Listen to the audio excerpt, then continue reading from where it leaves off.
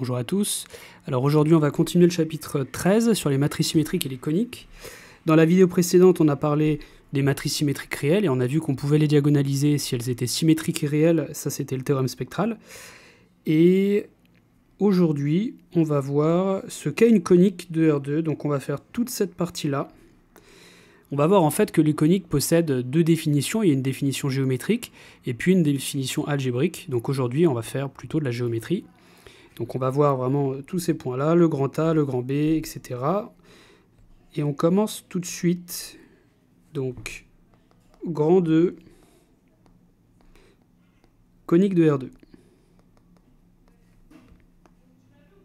Donc là, on va donner une définition des coniques à l'aide de la géométrie. Donc on va utiliser plusieurs notions qu'on va définir aujourd'hui. La notion de foyer, donc on va donner une définition par les foyers, les directrices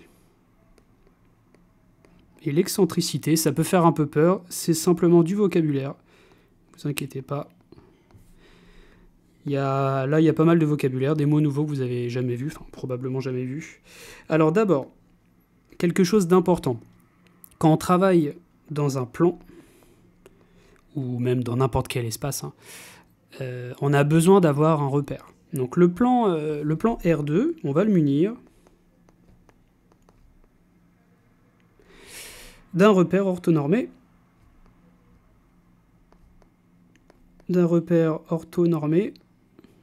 Et on a pour habitude de l'appeler OIJ. C'est-à-dire que O c'est le centre, I et J c'est les vecteurs directeurs. Et sauf mention contraire, si je ne précise rien et que vous voyez apparaître des points ou des équations, ça veut dire que par défaut, tout est donné dans ce repère. Et les coordonnées des points seront données dans ce repère. Alors ça a l'air de rien dit comme ça. Mais c'est là toute la subtilité de ce chapitre, donné dans ce repère. Toute la subtilité de ce chapitre est que si vous changez de repère, vous changez les coordonnées des points et vous changez les équations. Un exemple peut-être tout de suite, parce que ça c'est vraiment une notion centrale. Imaginez, vous avez votre repère OIJ. Voilà, là je vais mettre, alors on va le mettre en plus gros. Voici I, voici J. C'est des vecteurs orthogonaux qui sont unitaires ici. Donc c'est eux qui vont définir votre échelle. Là il y a 1, là il y a 2. On va juste mettre 1. Voilà. Ça c'est votre repère OIJ. Admettons, je prends un point, par exemple, ici. Je prends un point M. Quelles sont ses coordonnées ? Pour trouver ses coordonnées, comme on fait d'habitude, on regarde un petit peu par rapport à... On regarde par rapport à l'échelle que j'ai utilisée. Donc là, a priori, j'aurai 2. Là, j'aurai 2. Donc vous voyez que le point ici possède les coordonnées 2, 2. Mais les coordonnées que vous avez obtenues ici vont dépendre évidemment du repère IJ, OIJ que vous avez fixé. Donc, vous voyez par exemple que dans OIJ, M a pour coordonnées... Alors, on va peut-être le mettre là, et le point M, on va le mettre ici. M a pour coordonnées 2, 2. Maintenant, changeons de repère. Imaginez, vous avez un autre repère, et je sais pas, on va le mettre... où est-ce qu'on peut le mettre ? Carrément là, par exemple. Alors, prenons un autre repère. On va tout changer, le centre et les vecteurs. Enfin, ouais, bon, les vecteurs seront à peu près les mêmes.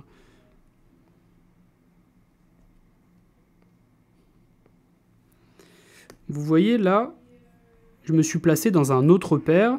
Le centre, je l'appelle oméga. Et là, je vais avoir d'autres vecteurs en fait, qui vont diriger. Alors, je vais les appeler par exemple UV. OK.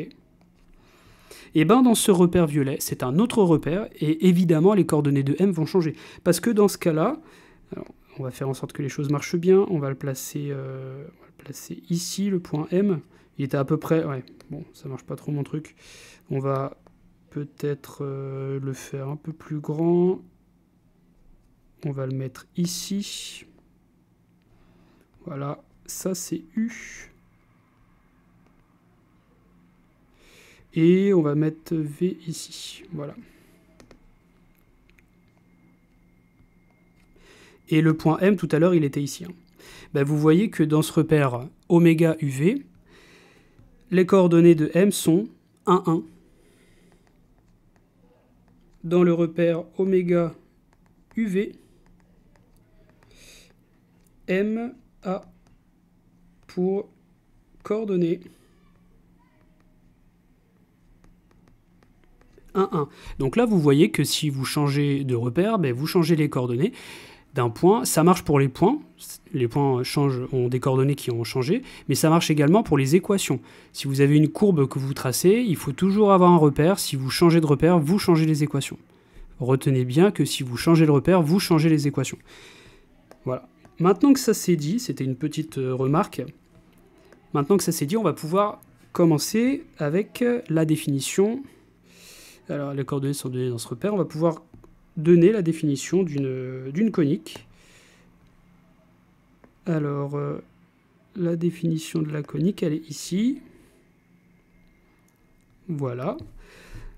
Donc, vous allez fixer un point grand F. Ça sera ça votre foyer. Le grand F, ça sera le foyer. On va fixer delta, une droite, qui ne contient pas grand F. Et puis, E, ça sera un réel strictement positif. Alors, on appelle conique de foyer grand F, de direction delta et d'excentricité E. Ça sera tous les points M qui vérifient cette égalité-là. Okay, donc ça, c'est vraiment une égalité, c'est vraiment géométrique, hein, je n'ai pas donné d'équation encore. C'est simplement la condition que vérifient les points M. Donc la distance de M à F, là j'aurais pu écrire MF, hein, parce que M et F sont des points, et donc la distance entre deux points, bah, c'est MF là tout simplement. J'aurais pu écrire ça, mais c'est mieux, c'est plus facile de retenir cette égalité comme distance de M à F est égale à E fois distance de M à delta, c'est plus facile pour retenir. Alors dans tout ça, je vous rappelle que le grand F, ça désignera le foyer, grand F pour foyer, la directrice delta et l'excentricité, c'est E. Alors on va poser, donc il y a beaucoup de choses à considérer. Hein. Petit h, c'est le nom que je vais donner à la distance de F à delta. Et puis le P, ça sera le paramètre de la conique et ça sera E multiplié par H. Alors ça fait énormément d'informations qu'il est capital de remettre dans un dessin. Donc ça, je vais le mettre ici. Et on va faire un dessin pour expliquer la situation. Alors, la situation, en fait, on est dans ce cas-là. Donc là, j'ai reproduit exactement... j'ai mis toutes les informations sur un dessin. Donc l'origine, elle est ici. Enfin, l'origine, j'ai placé le point F qui est ici. Ensuite, on nous dit quoi? On nous dit une droite delta ne contenant pas F. Eh bien, c'est celle-là. La droite delta. J'ai fait une droite qui ne contient pas F, elle est juste à gauche. Le réel E, on ne le voit pas encore sur le dessin. Ensuite, qu'est-ce que j'ai placé? J'ai pris un point M quelconque, je l'ai placé ici. Donc là, ça, vous avez évidemment la distance, c'est la distance de M à delta, hein, c'est la distance d'un point à une droite. Donc c'est cette distance-là, okay, la distance qui intervient dans ma définition. Ensuite, le MF, ici, c'est cette distance-là, que j'ai appelée aussi distance de M à F. Vous le retrouvez ici dans la définition. Et puis, en fait, ce petit H-là, c'est F, ça, cette distance-là, bah, c'est la longueur, en fait, c'est la même que cette longueur-là. Donc, en fait, c'est la distance de F à delta. Okay. Et le cas ici, le cas que j'ai noté, en fait, c'est le projeté orthogonal de F sur delta, son projeté orthogonal. Ce dessin résume toute la situation sur une conique, en fait, sur la définition, ça illustre la définition. Il y a aussi autre chose, c'est que je ne vous ai pas dit ce que c'était ce U-là et ce V-là. Alors, peut-être que le mieux, c'est de supprimer ça, et on va en parler après. Donc ça, c'est la définition d'une conique. Maintenant, on va obtenir, parce qu'on est d'accord, c'est quand même compliqué hein, à manipuler, c'est même super dur, on n'arrive pas à voir ce que ça représente. Évidemment, nous, on aime bien les équations sont plus simples à étudier. Donc, on va essayer de trouver une vraie équation, une équation cartésienne. C'est pour ça que la partie B, obtention d'une équation cartésienne, et je vais reproduire le dessin juste après. Mais je pourrais le mettre en plus grand sur la page d'après. Donc, une équation cartésienne. Et je vais mettre réduite parce qu'en fait, on va voir qu'on va obtenir une équation cartésienne, mais elle sera compliquée. Et notre but, ça sera de la réduire au maximum. Donc alors, dans cette partie, qu'est-ce qu'on fait? On va prendre C, une conique, 2 foyers F, 2 directrices delta et d'excentricité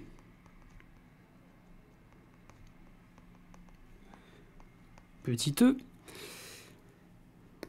Alors, on a vu qu'en fait, il y a un point qui allait apparaître, c'est le point K. On va noter K, le projeté orthogonal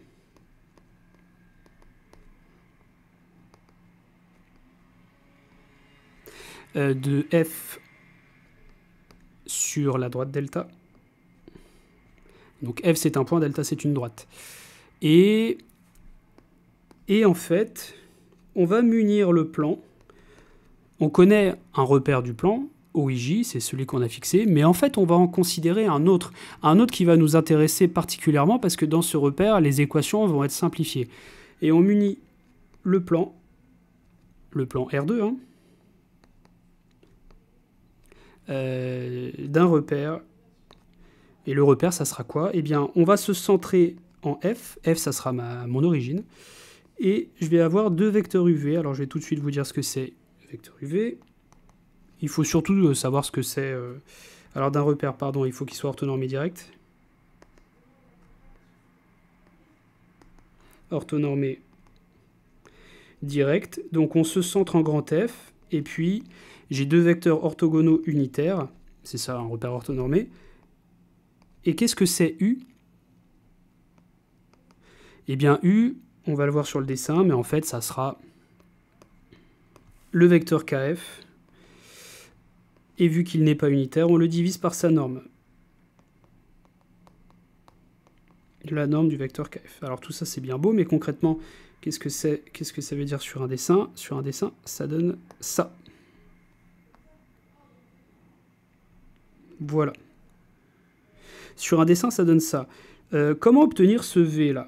Parce que c'est vrai que j'en ai pas parlé, j'ai pas dit ce que c'était V. Bah, en fait, vous avez qu'un seul choix possible. À partir du moment où vous savez construire ce U ici, j'ai dit ce que c'était, hein, j'ai dit que c'était ce vecteur-là. Donc en fait, c'est le vecteur KF qu'on va faire partir de F, hein, c'est ça le principe d'un repère. Et on va le faire partir de F, mais ce vecteur n'est pas unitaire, alors c'est pour cette raison que je divise par sa norme, ça c'est pour U. Mais pour V, comment on fait? Bah, vous n'avez qu'une seule façon de le trouver. V, c'est simple, c'est l'unique vecteur orthogonal à U, unitaire, et qui fait que ce repère soit orthonormé direct. Alors, vous auriez pu prendre ce V là, mais en fait, le repère FUV n'aurait pas été direct. Donc, la condition en fait d'être direct, ça va imposer que le V est unique en fait. Hein, il n'y a qu'une façon de le tracer. Et donc, vous êtes dans cette situation avec ce dessin. Ce dessin contient toutes les informations d'une conique. Voilà. Et on va devoir essayer de on va trouver en fait une équation réduite parce que ça nous convient pas trop cette formulation. Elle est beaucoup trop dure à exploiter. Alors, on est parti. On va en fait exploiter justement l'égalité que j'ai entourée là à l'instant, mais on va vraiment dire ce que c'est, mais avec des vraies coordonnées. On veut trouver une équation cartésienne. Donc on va prendre M, un point du plan, de coordonnées donnant un nom à ces coordonnées, on va les noter x, y. Attention, il faut toujours préciser dans quel repère. Ça sera ces coordonnées dans le repère f, uv. Et dans ce cas-là, eh bien qu'est-ce que c'est la distance de M à F, c'est-à-dire MF? Parce que dans la définition d'une conique, ça fait, voilà, c'est ces termes-là qu'on veut essayer de simplifier. Hein. Il y a lui, on aimerait bien savoir ce que c'est, avec des x et des y, et lui, on aimerait bien savoir ce que c'est. Donc la distance de M à F, reprenons le dessin, c'est MF. On a envie de savoir ce que c'est cette distance-là.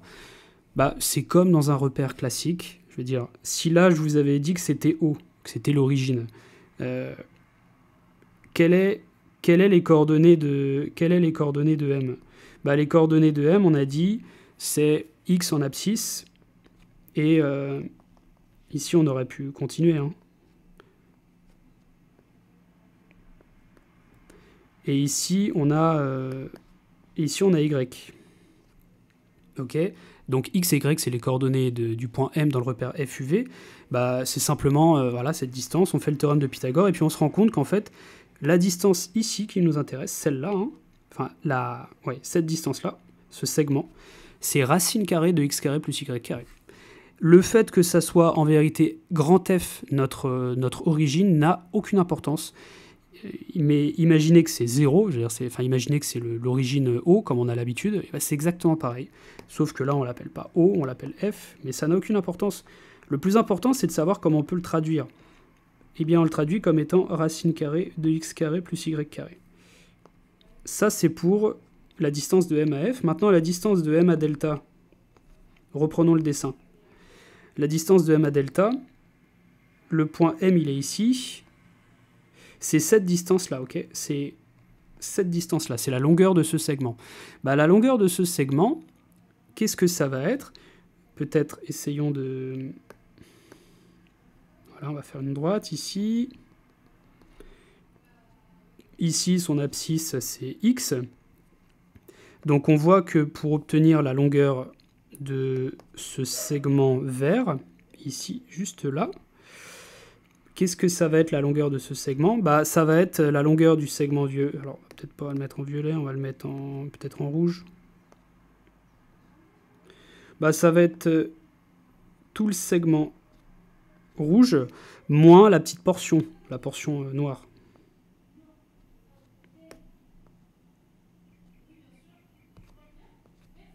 Voilà.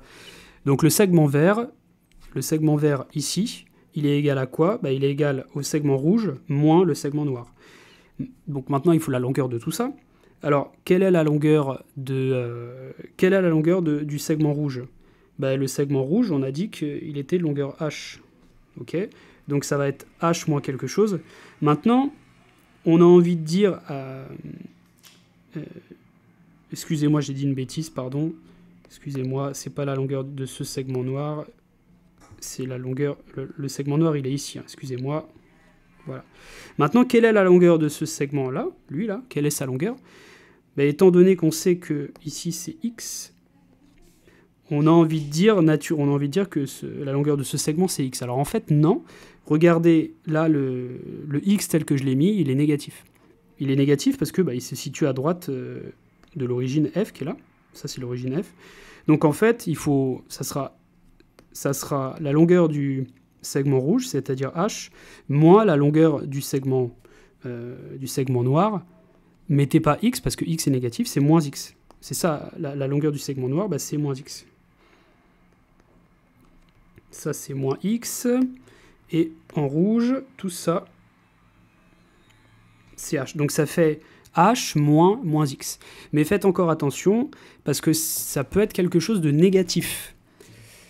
Ça peut être quelque chose de négatif, donc on va mettre des valeurs absolues pour être sûr. Et donc ça va faire valeur absolue de h moins x, donc ça fait h plus x. Voilà. Ainsi, on va pouvoir reformuler l'égalité qu'on avait au départ. Ainsi, dans le repère FUV, très important de préciser dans quel repère on regarde ça, eh bien, c'était quoi? C'était distance de M à F, donc racine carrée de x carré plus y carré est égal à E fois valeur absolue de h plus x. Et celle-là, voilà, on va mettre au carré parce que bon, les valeurs absolues, on aimerait bien les retirer. En plus, il y a des racines carrées. C'est-à-dire, en élevant tout ça au carré, c'est évidemment ce qu'on va faire parce qu'on veut supprimer la racine. Ça va faire x carré plus y carré est égal à e carré fois, donc h plus x au carré, donc h carré plus 2h x plus x carré. On peut encore le simplifier. Alors, je vais tout remettre de l'autre côté. Donc, ça va me faire 1 moins e carré, x carré. Ensuite, les termes... Alors, on se souvient que le p, c'était EH. Hein. On avait posé p égale EH. Donc, on va pouvoir utiliser cette notation. Donc, ça va me faire 2epx plus y carré. Et de l'autre côté, je vais à droite de l'égalité, je vais mettre les termes qui ne comportent ni de x ni de y. Donc c'est e carré h carré. Okay. Il y aura que cela en fait, e carré h carré. Donc p carré en fait. Voilà. Je vais appeler cette égalité étoile et on va l'utiliser beaucoup. On va même le mettre d'une autre couleur, on va le mettre en bleu. Voilà. Donc vous avez vu, notre égalité distance de m à f est égale à e multiplié par la distance de m à delta. Cette équation qui était un peu compliquée, on a réussi à donner une équation cartésienne. L'équation cartésienne, c'est celle-là. Mais alors, elle est encore un peu trop compliquée. On aimerait bien la simplifier un petit peu. Alors, c'est ce qu'on va faire. Et il y a 3 cas différents. Et chacun des 3 cas va donner lieu à des appellations différentes, à savoir ellipse, hyperbole et parabole. Donc partie B, premièrement, le 1 de la partie B, on va voir le cas d'une ellipse.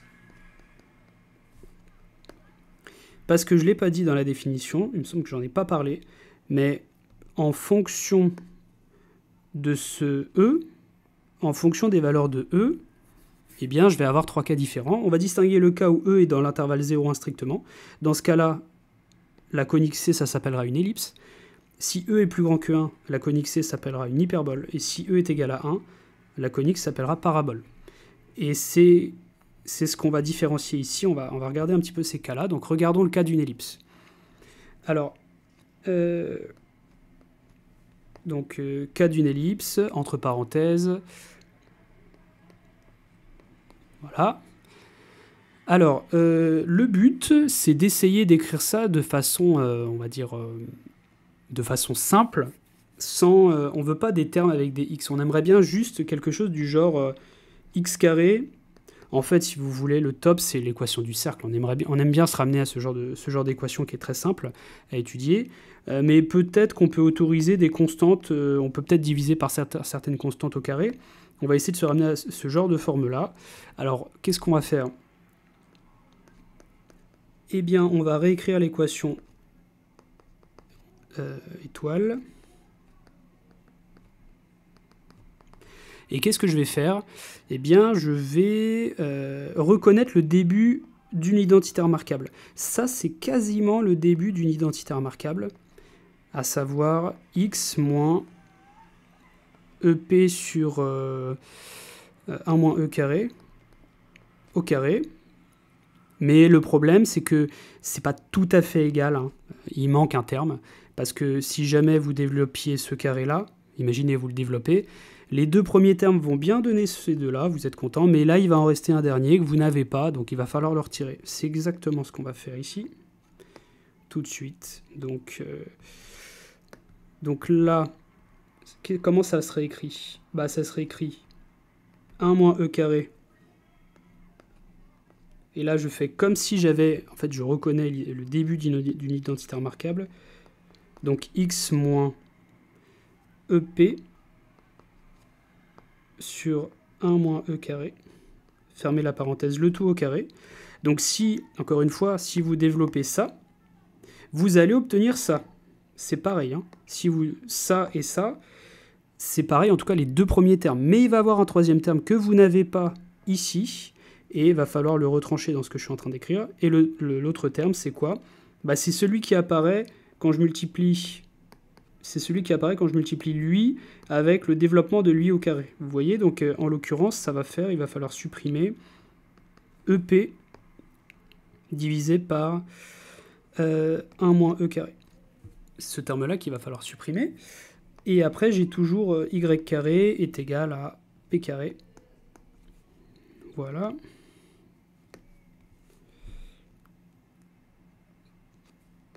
Donc, on va continuer encore la simplification. Là, maintenant, ce que je vais faire, c'est que lui, je vais le mettre là-bas. Celui-là, je vais le mettre là-bas. Donc, peut-être qu'on peut faire un petit calcul intermédiaire. Si lui, je le mets à droite, je vais obtenir quoi? Je vais obtenir P carré plus EP sur 1 moins E carré. Je mets au même dénominateur, ça fait P carré 1 moins E carré. Là, je me rends compte que j'ai oublié des carrés ici. Voilà. Donc, si jamais je mets tout au même dénominateur, ça va me donner ça. Et au final, j'aurai juste P carré sur 1 moins E carré. Ok. Pour cette raison, à droite, je vais mettre P carré sur 1 moins E carré. Voilà. J'essaie juste que ça soit pas trop lourd dans tout ce que j'écris. Donc, simplifier au maximum au fur et à mesure. 1 moins E carré au carré plus Y carré est égal à P carré divisé par 1 moins E carré. Voilà. À ce stade-là, on va considérer un nouveau point. Donc, on va noter oméga, le point de coordonnées. Eh bien, ces coordonnées, ça sera, on va prendre EP sur 1 moins E carré, virgule 0, ça c'est les points c'est les coordonnées du point oméga dans le repère, pas n'importe quel repère, hein. Pas le repère initial, le repère, le nouveau là, le FUV. Voilà. Et on va venir poser. Et on pose. Vous allez voir pourquoi on fait tout ça. On va poser P égale P sur 1 moins E carré.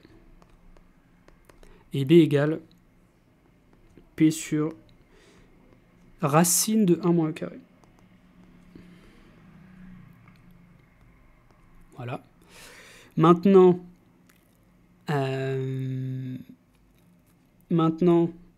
cette équation, elle ne me convient pas trop. Elle est quand même encore trop compliquée. En fait, ce que je vais faire, c'est que lui, je vais l'appeler grand X. Et lui, je vais l'appeler grand Y. Donc, je change les coordonnées de mon point M. Je change les coordonnées du repère. Et donc là, je me place encore dans un autre repère.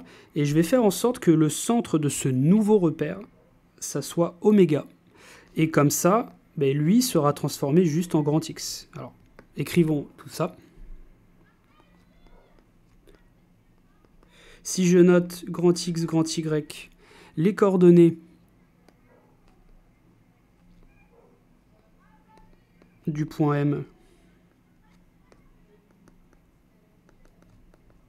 toujours précisé dans quel repère, bah là je vais choisir un repère particulier. Je vais choisir le repère oméga UV. Puisque dans ce repère, eh bien, ce terme-là sera transformé en juste grand X. Oméga UV. Alors, une équation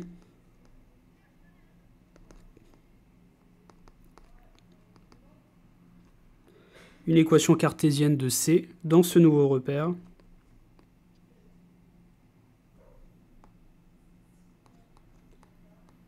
Eh bien, qu'est-ce que c'est? C'est simplement x carré sur a carré plus y carré sur b carré est égal à 1. Et pour quelle raison? Ben, tout simplement, le fait d'avoir changé de repère, en gros, les U et V, c'était les mêmes que dans le repère, dans celui-là, hein. La seule différence entre le repère FUV et le repère oméga UV, c'est quoi? C'est le centre. Ici, c'est F et ici, c'est oméga.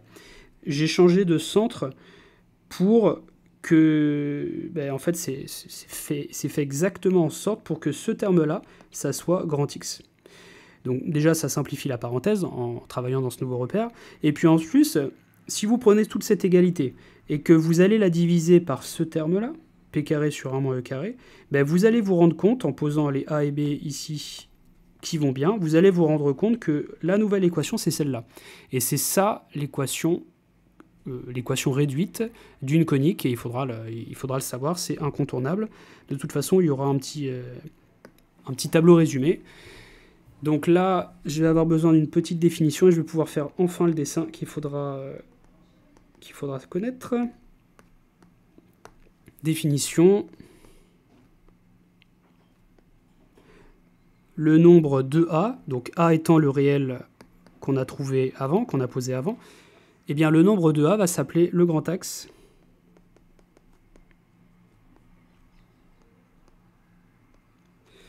Le nombre grand A s'appelle le grand axe de l'ellipse C.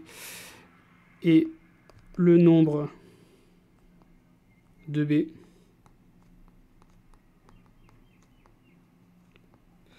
s'appelle le petit axe. Et si vous regardez bien, la définition de A et B, eh bien on a A plus grand que B. Bon, ça justifie aussi l'appellation grand axe au passage. Grand et petit, voilà, il y en a un qui est plus grand que l'autre. Donc là, je vais pouvoir vous donner la figure. La voici. Voilà, je l'ai bien mis en grand. Voici la figure. Donc, j'ai simplement recopié le même repère, enfin, voilà, toutes les données qu'on avait, le K, le delta, etc. Le F, j'ai tout recopié. Et par-dessus, j'ai mis l'ellipse. Donc, j'ai tracé l'ellipse. Donc là, vous avez toutes les informations que vous avez envie. Hein. Le A et B, vous le voyez ici. Donc là, vous voyez bien que... comment dire ? Le grand axe, en fait, c'est... Ici, le grand axe, c'est cette longueur-là. Donc là, ça se voit sur le dessin que A est plus grand que B. Et puis, le centre de cette ellipse, c'est oméga. On a changé de repère justement parce que l'ellipse n'était pas centrée en F. Elle était centrée en un autre point, qui est précisément ce point oméga, dont on a donné ses coordonnées juste avant. Donc voici la conique. C'est dans le cas où on a E qui est entre 0 et 1. Ok ?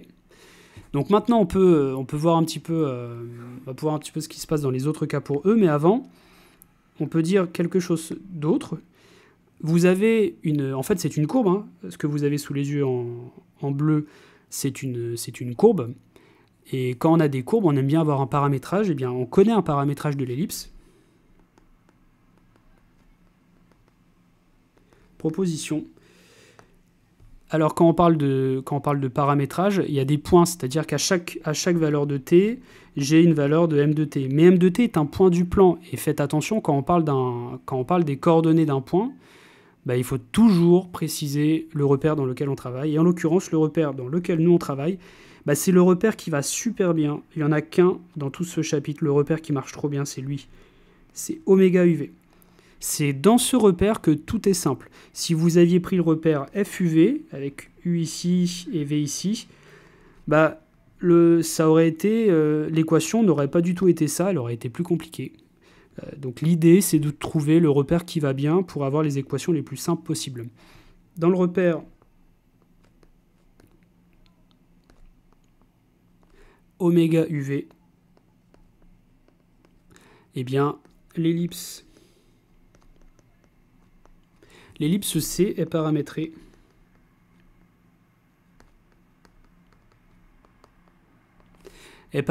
par l'application qui a T associé.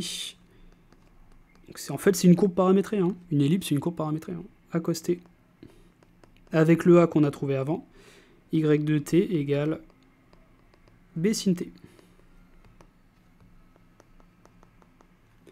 Voici un paramétrage de l'ellipse qu'il faudra retenir. Et maintenant, on peut regarder le cas de l'hyperbole. Donc, B2, cas de l'hyperbole, c'est-à-dire la conique avec E plus grand que 1. En fait, ça sera exactement pareil, c'est juste que il y aura... en fait, c'est vrai que j'ai pas précisé pourquoi on s'embêtait à distinguer ces cas-là.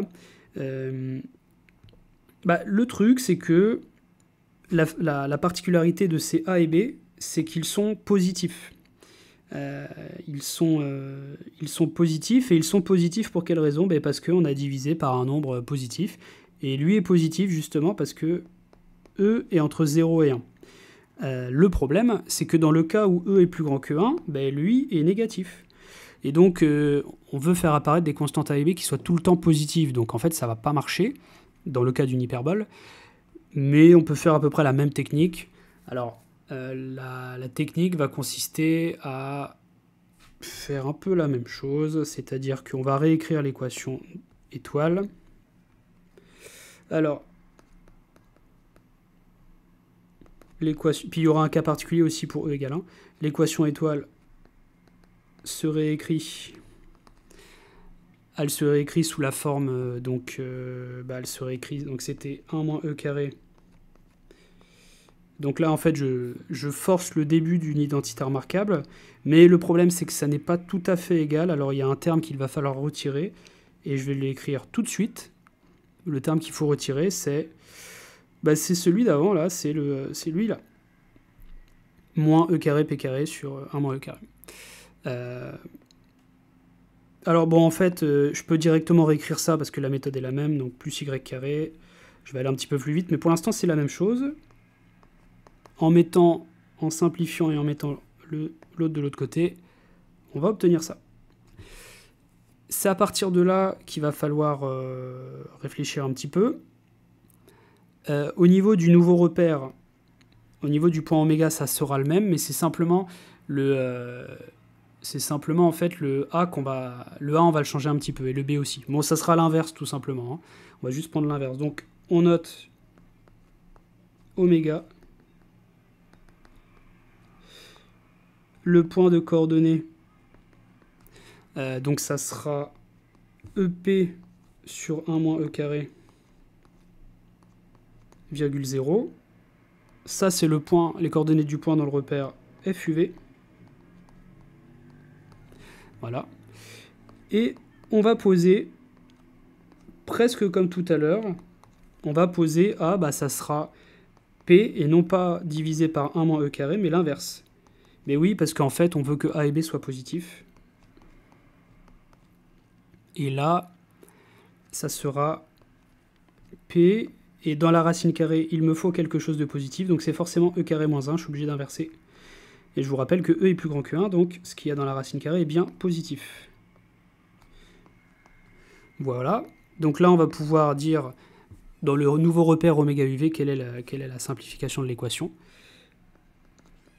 Si on note x, y, les coordonnées,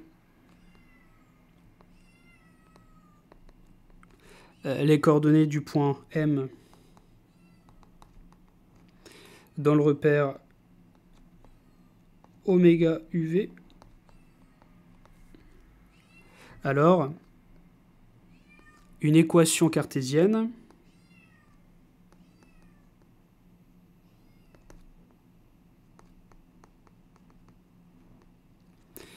de C dans ce nouveau repère.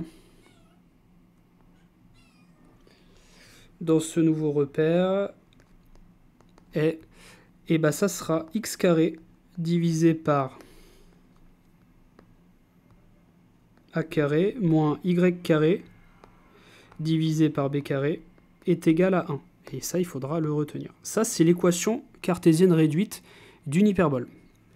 Et on a aussi une proposition. Donc, propriété, proposition.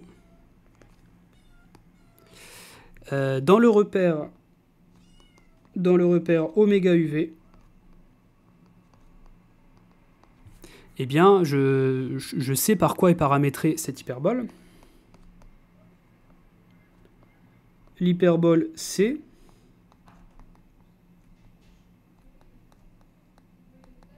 elle est paramétrée par la courbe paramétrée qui a T appartenant à R associe Donc là, les nouvelles coordonnées dans le repère oméga UV, je les note grand X et grand Y. Donc ça va faire X de T égale plus ou moins ACH de T. Il faudra le savoir, ça. Y de T égale BSH. Alors on peut se dire, mais quand ça se fait qu'il y a un plus ou moins ici? En fait, il y a deux courbes paramétrées. Il y en a deux. Tout simplement parce que, là on va le voir bientôt, l'hyperbole elle va être comme ça. Il y aura donc deux morceaux, et pour ce qui est du signe moins, ça représentera un morceau, et pour ce qui est de la courbe paramétrée avec le signe plus, ça représentera le deuxième morceau. C'est juste pour ça. On ne peut pas avoir une représentation, une courbe paramétrée en un seul morceau. C'est pas possible. Enfin, on peut essayer d'en trouver une, mais la formulation est un peu plus compliquée. Le mieux, c'est de retenir ça, c'est bien comme ça. Ensuite, l'hyperbole. L'hyperbole C admet deux asymptotes qu'on va noter A1 et A2, dont les équations, c'est bien d'avoir des équations, donc c'est des droites, dont les équations cartésiennes dans le repère, toujours précisé dans quel repère on regarde les équations. De toute façon, les équations dépendent du repère. Là, en l'occurrence, c'est le repère oméga UV. Sont très simples. C'est Y égale moins B sur AX et Y égale B sur AX. Au passage, c'est vrai que j'en parle pas trop, mais quand on change de repère, donc on change d'équation et les coordonnées des points changent. Là, si vous regardez un petit peu, dans le repère FUV, les coordonnées des points et même les variables dans les équations, je les note petit x et petit y. Alors que dans le repère oméga UV, si vous regardez bien, les coordonnées, je les note grand X et Y. Voilà. Donc c'est pour pas se perdre, parce que si on garde les mêmes notations, on va se perdre et on ne sait plus dans quel repère on le regarde. Donc quand vous voyez des grands X et des grands Y, c'est forcément que je travaille dans le repère oméga UV. Et maintenant, on peut faire le dessin. On va le donner, je l'ai préparé. Il est ici.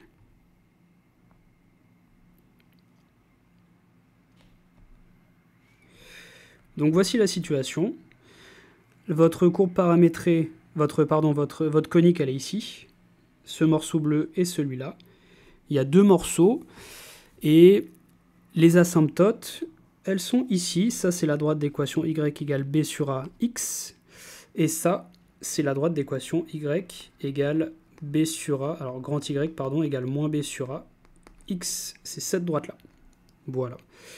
Sinon, comme d'habitude, on s'est centré en oméga UV. Ça, c'est le repère qui va super bien, parce que dans ce repère-là, tout est simple. Les équations des droites, les coordonnées des points, tout est simplifié. C'est pour ça qu'on se place dans ce repère. Ça paraît compliqué, mais en fait, ça l'est pas tellement. On veut trouver le repère qui va bien pour simplifier nos équations. Voilà, donc là, on a vraiment fait le plus dur. À partir de là, ça va rouler. On a juste besoin de traiter le cas où E égale 1. Donc d'une parabole. Cas d'une parabole.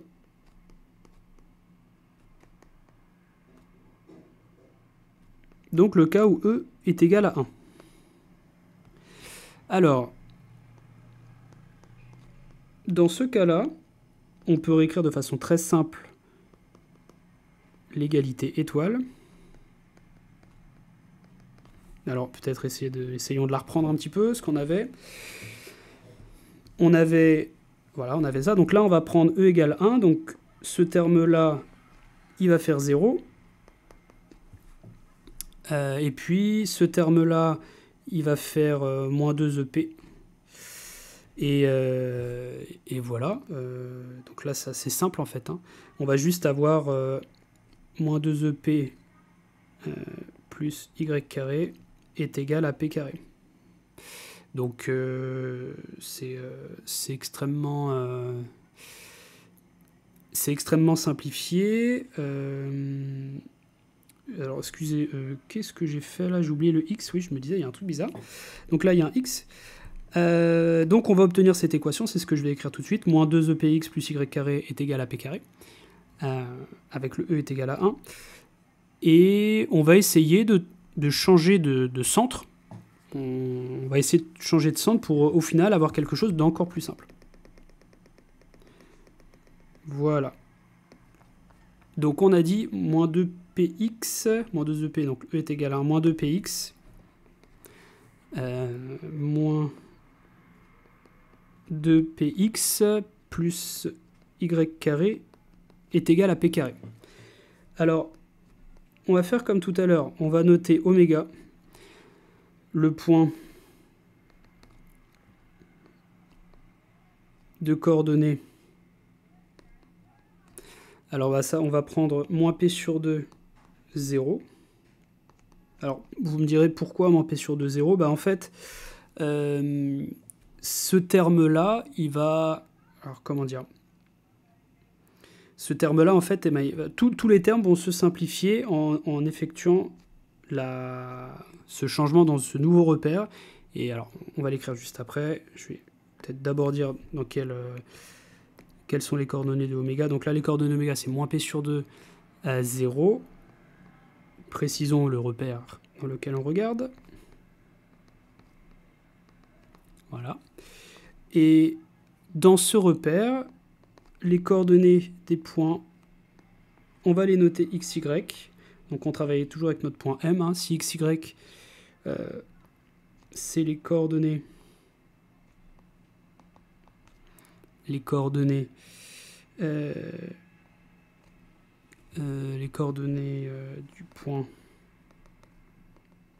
point M. Dans le repère oméga UV, eh bien, alors,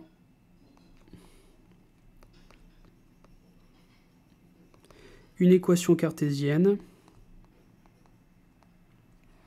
dans ce nouveau repère,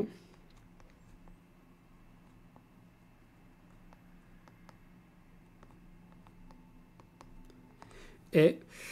Alors là, ça va. Qu'est-ce qu'on va obtenir ? Alors, qu'est-ce que ça veut dire de... Là, on peut se demander c'est quoi le lien qu'il y a. Donc, je vais justifier ce que je n'avais pas fait avant. Qu'est-ce que c'est le lien, en fait, entre xy et petit x et petit y ? En fait, la seule différence qu'on a fait, c'est on a changé le centre. Le centre avant, c'était f. Maintenant, le centre, c'est oméga.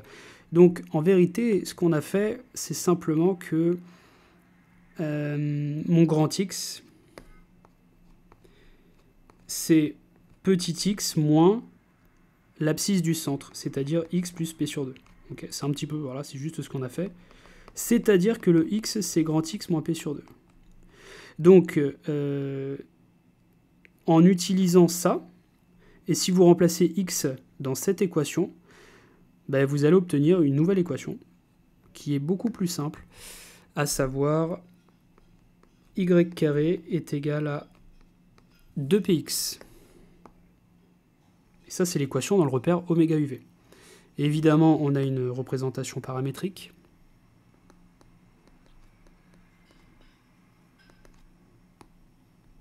Proposition. Dans le repère oméga UV, la parabole C est paramétrée par l'application qui a T appartenant à R associe x de t égale t carré sur 2p et y de t égale t. Voilà. Voici une paramétrisation. Comment on a fait pour trouver ça ? On a simplement utilisé cette équation-là, juste là, et on a remplacé y de t par... On a fixé un paramètre, en fait, et on a regardé comment l'autre se comportait. Voilà. Donc, en l'occurrence, on a pris... y de t égale t. Voilà. Y de t égale t, puis on a isolé x. Et ça nous a donné ce paramétrage. Petit dessin. Hop. Donc voilà, on est dans ce cas-là. On a les mêmes points qui interviennent à chaque fois, le F, le MF, etc. On a le repère le repère FUV ici. On s'est rendu compte que travailler avec F pour centre, c'était pas top. C'est pour ça qu'on a trouvé un autre point oméga. Et d'ailleurs, au passage, ce point oméga vis-à-vis de cette conique, bah, ça s'appelle le sommet de la parabole. Ça, c'est une parabole. Et le point qu'il y a ici, ça s'appelle le sommet. Donc tout ceci, bon, c'est un petit peu long, mais au final, ce que je veux que vous reteniez, qui est très important, je ne vous demande pas de retenir forcément exactement tout ce que j'ai fait et de savoir le faire par cœur. Je veux que vous reteniez ça. Il y a un tableau, ce tableau résume absolument tout. Premièrement, vous êtes dans le cas d'une conique où il y a une erreur. Ça, c'est faux. C'est 0 plus petit que E plus petit que 1. Je vais modifier sur le poly. Vous êtes dans le cas où E est entre 0 et 1 strictement. Eh bien, dans ce cas-là, une équation cartésienne dans un repère adapté, donc on a vu, après pas mal d'efforts, que le repère adapté, c'était oméga UV, il y avait des termes dans tous les sens, et c'était quand même assez compliqué. Mais bref, l'équation réduite, c'est celle-là. C'est celle-là. Hop. Et ça, il faut le savoir. Je ne vous demande pas de retenir ce que c'est A et B, je vous demande simplement de savoir que dans un certain repère, l'équation est ultra simplifiée sous la forme x carré sur a carré plus y carré sur b carré est égal à 1. Autre chose, je vous demande de connaître la paramétrisation. Bon, là, c'est accosté et b sin t, et aussi, je veux savoir représenter, que vous sachiez représenter une ellipse. Donc, le A, c'est l'endroit qui est le plus grand, le B, c'est le plus petit, donc je vous rappelle, 2A, c'est le grand axe, et 2B, c'est le petit axe. Donc ce schéma-là, il faut le savoir vraiment par cœur. Et vous avez ça pour tous les autres cas. Le cas de l'hyperbole, je sais pas pourquoi, là, il y a des petites erreurs, là, je suis désolé, ça c'est plus grand que 1, voilà. Le cas de l'hyperbole, voici l'équation cartésienne. Et on connaît un paramétrage, plus ou moins CH et BSH. Et la représentation, c'est celle-ci. N'oubliez pas les asymptotes, B sur AX et moins B sur AX. Au passage, il y a un cas particulier, évidemment, lorsque A égale B égale 1, eh bien, vous obtenez ça, cos t sin t. Donc en fait, c'est un cercle.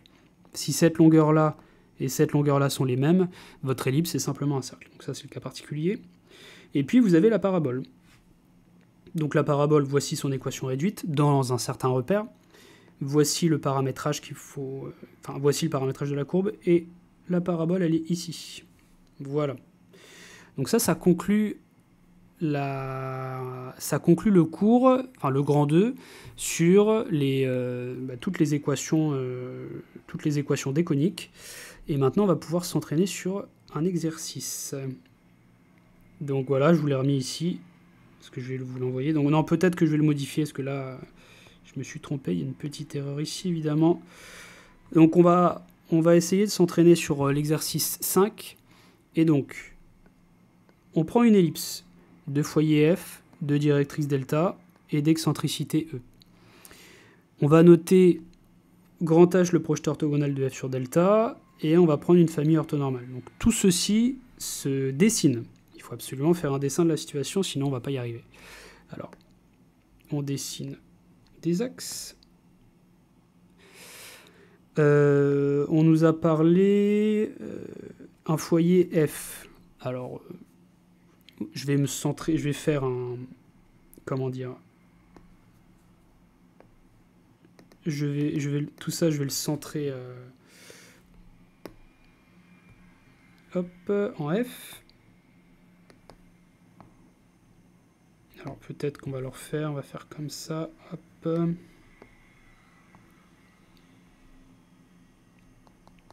Alors voici F, ensuite il nous faut une directrice delta. La directrice ne doit pas contenir le point F, on va la faire en bleu.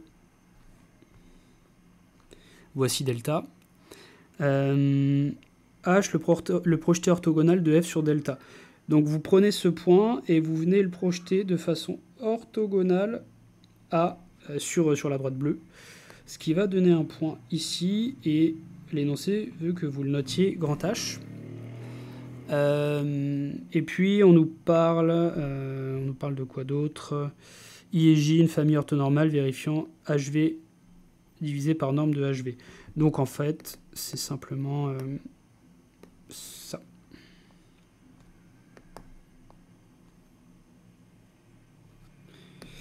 UV, hop.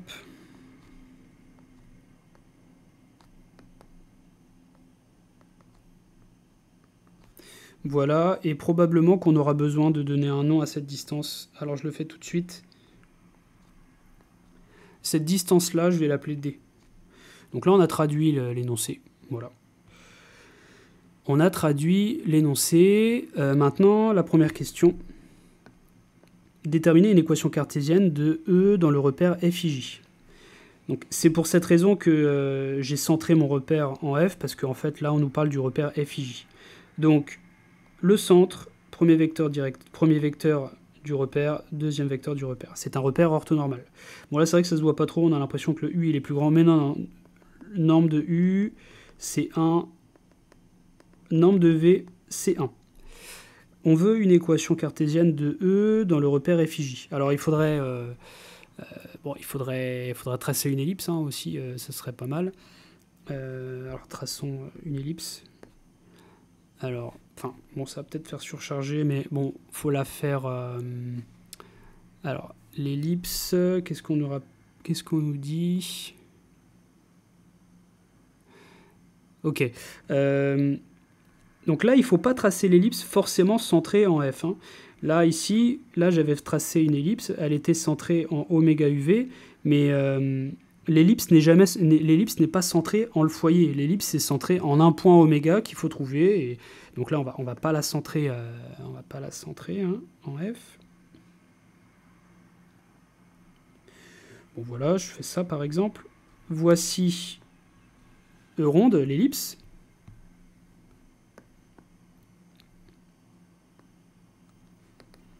Ce n'est pas forcément très bien dessiné. Donc voici E ronde et on veut une équation cartésienne de E ronde dans le repère f, i, j. Alors, on va prendre un point M, soit M, un point, de coordonnées x, y. Eh bien, évidemment, dans le repère, seul avec lequel on travaille, là, en tout cas dans ce cas-là, f, i, j. Alors, je ne sais pas pourquoi j'ai noté UV, là, je me rends compte. C'est I, J. Voilà. Qu'est-ce qu'on peut dire? Qu'est-ce que ça veut dire que M appartient à E ronde? En utilisant la définition d'une ellipse, la définition initiale, c'est que la distance entre M et F est égale à E multiplié par la distance entre M et la directrice. C'est la définition. Maintenant, qu'est-ce que c'est que ça? La distance entre M et F. Alors, mettre une couleur de remplissage. Qu'est-ce que c'est que cette distance-là? Donc en fait, c'est D. Hein. C'est... non, c'est pas D, pardon, c'est la distance entre M et F. Alors, on va peut-être placer un point M pour se rendre compte quand même. Plaçons un point M. On veut la distance entre M et F. On veut cette distance-là. Alors, qu'est-ce que c'est cette distance-là? En fait, c'est comme tout à l'heure. Là, je mets X. Là, je mets Y. Et quelle est la longueur MF? Eh bien, en utilisant le théorème de Pythagore, c'est racine carrée de x carré plus y carré.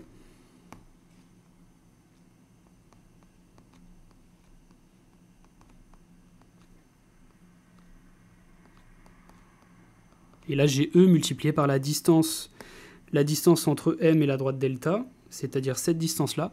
Et on l'a vu tout à l'heure, c'était x moins d en valeur absolue. Voilà, donc en mettant tout au carré, en élevant tout au carré, je vais obtenir ceci. Et voici mon équation cartésienne dans ce repère. Bon, c'est pas forcément très agréable d'avoir ce type d'équation parce qu'elle est compliquée, mais bon, pour l'instant, on n'a pas pu plus la simplifier. Hein. Alors, on va conclure l'ellipse L'ellipse ronde admet dans le repère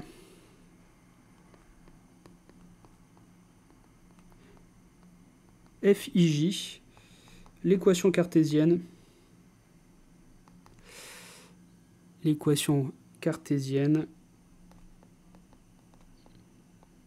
bon, en fait c'est la même qu'on avait trouvée tout à l'heure, mais xk plus y carré est égal à e carré x plus d au carré. Mais je vous le fais redémontrer, c'est toujours bien de savoir le faire. Voilà, deuxième question. Faut calculer, donc là c'est un petit peu plus dur. On va prendre D, une droite passant par F et coupant E en 2 points distincts. Alors, je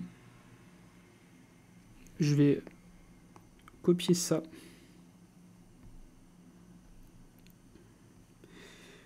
Faut toujours faire des dessins, faut essayer de se rendre compte de ce qui se passe parce que sinon, alors là j'en ai pris un petit peu trop. On va prendre juste ça.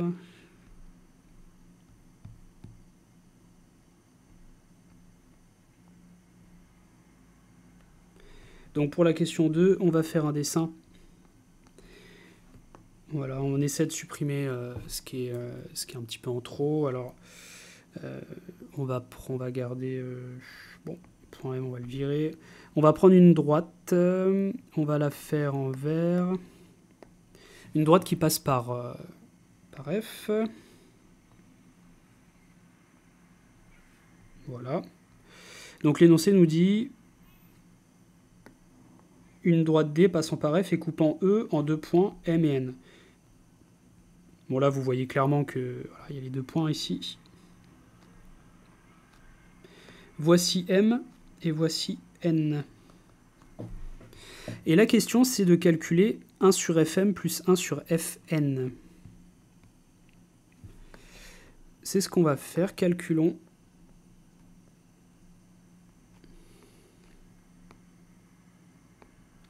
« 1 sur Fm plus 1 sur Fn. » Alors, il faut regarder un petit peu le dessin. Bon, il faut essayer de comprendre ce que c'est Fm, c'est-à-dire cette longueur-là. Alors, quelle est cette longueur-là? Bon, il faut essayer de comprendre ce que c'est les... faut donner un nom aux coordonnées de M. Donc les coordonnées de M, admettons, vous les appelez x, y. Eh bien cette longueur-là, bah en fait, on va faire exactement la même chose que tout à l'heure. On va noter x et y, abscisse et ordonnée. Et puis, on va tomber exactement sur racine carrée de x carré plus y carré. Donc en fait, pour le M, pour Fm, ça va, mais pour Fn, c'est un peu... c'est plus compliqué parce que on peut faire ce calcul-là. Fn, on peut le calculer en faisant exactement la même chose. On l'appelle x', on l'appelle y'. Mais le problème, c'est que ça ne va pas du tout se simplifier. En fait, il faut trouver un lien entre l'abscisse de M et l'abscisse de N. Et pareil pour les ordonnées.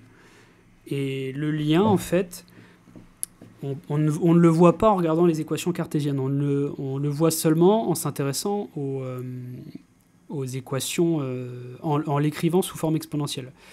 Donc en fait, enfin même plus précisément, c'est bien de l'écrire sous la forme r cos θ et l'autre... a cos θ et l'autre b sin θ. C'est de cette façon où on va bien le voir, sinon on va pas vraiment le voir. Alors, on va repasser à la notation exponentielle et on va noter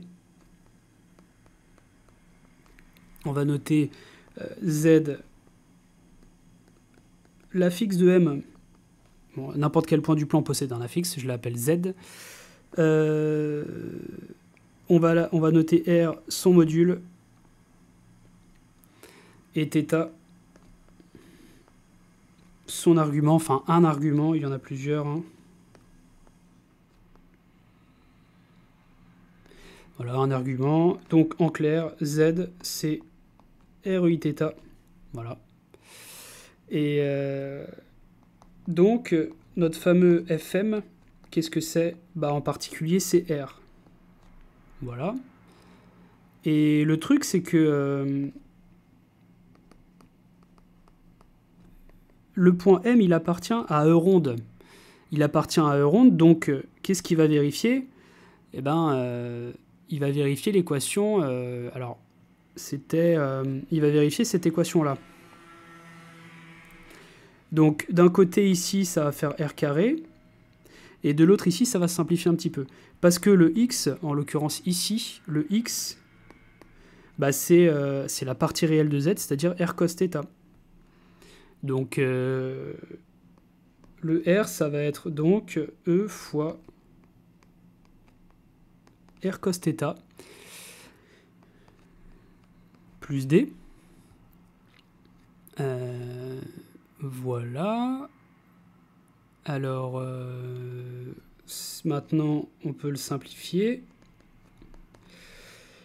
Le R, ça sera ER cos θ plus ED. Donc, je mets lui de l'autre côté, je factorise par R. Donc, ça va me faire au final ED divisé par 1 moins E cos θ.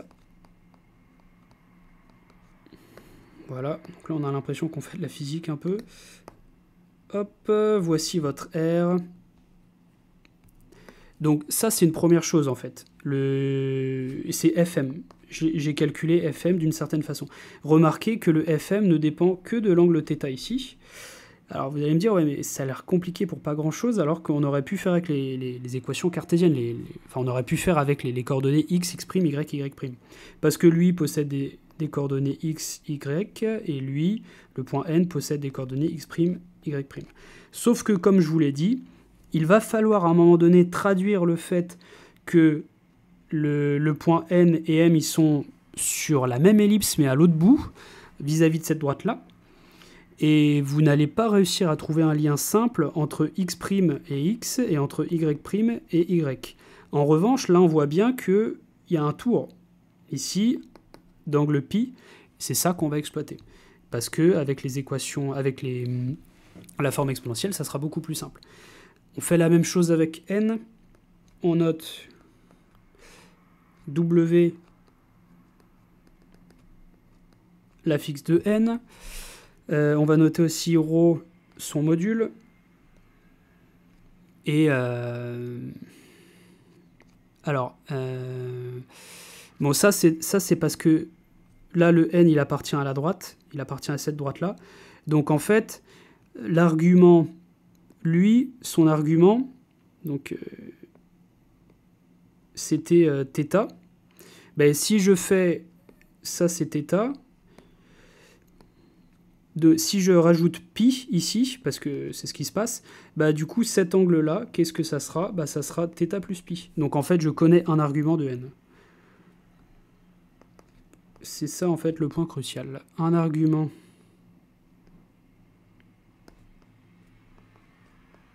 de n est θ plus pi.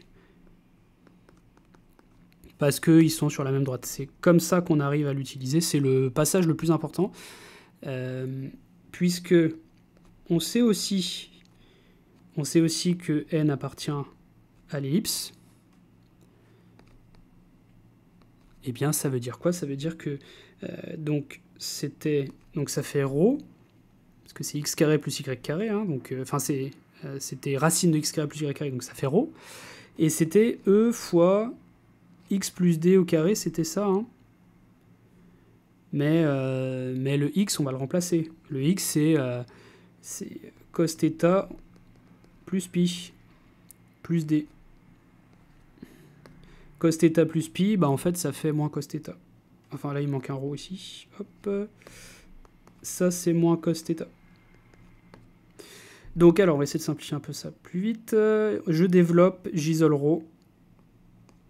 Alors, en développant et en isolant, ρ, ça va faire ED sur 1 plus E cos θ. Et ça fait également Fn. On peut faire le calcul. Et on va finir cette vidéo comme ça. 1 sur Fn plus Fm. Qu'est-ce que ça fait? Eh bien, ça fait ED 1 moins E cos θ. Alors, attendez, c'est plutôt l'inversé. 1 moins E cos θ divisé par ED.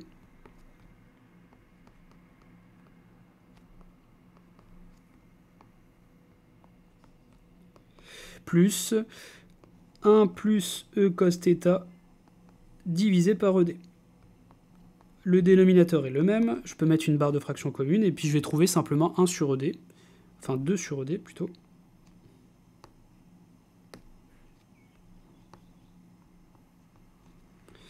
Voilà, donc au final, ce qu'on nous demandait de calculer, bah, ça fait 2 sur ED. 1 sur Fm plus 1 sur Fn est égal à 2 sur ED. Et ce qui est frappant, c'est que ça ne dépend pas de l'angle. Voilà. Ça ne dépend pas de l'angle et on a l'impression qu'on peut les mettre où on veut, ces points. Enfin, en fait, j'aurais pu faire n'importe quel dessin. À chaque fois, la relation sera la même. Ça fait 2 sur ED. Ce nombre ne dépend pas de θ.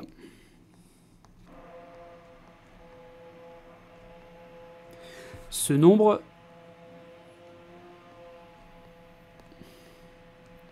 ne dépend pas de θ.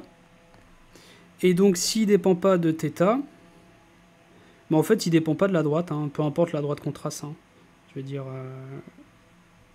voilà, il est indépendant de la droite.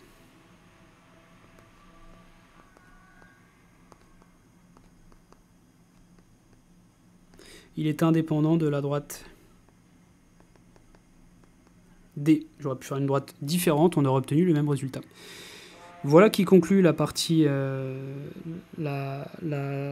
l'exercice ici, et puis on va s'arrêter là, et demain on se voit pour faire la partie 3 sur les courbes algébriques. Voilà, je vous remercie de votre attention.